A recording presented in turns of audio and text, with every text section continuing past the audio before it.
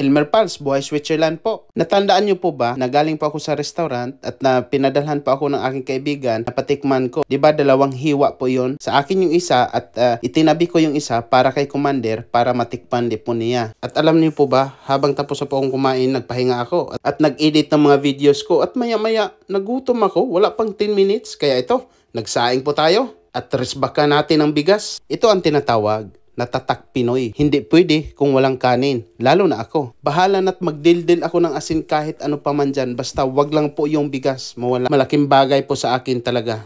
Yung bang kung hindi ako makakain ng kanin sa isang araw, parang magluya ako at walang lakas magtrabaho, importante. Kasi kailangan sa amin na trabaho pag nasa restaurant ka, pang mabilisan. Bawal doon yung patay-patay na trabaho. Kailangan habulin mo ang mga orders at maibigay mo ng hindi matagalan ang customer magantay. At yun na nga, sinalang na ang ating bigas. Kasi mas lalong nagutom tuloy ako. Ang makarelate na po dito ay yung mga nagtrabaho lang po ng restaurant, di ba? At buti na lang, meron po tayong natira dito na sinigang sa kinamatisan. Pwede na to ilaban? Masarap pa naman to at maanghang-anghang. At hito na nga, luto na ang ating sinaing. Tara, at sabay na po tayong kumain. At wala na po akong imik dyan dahil sobrang gutom po ako.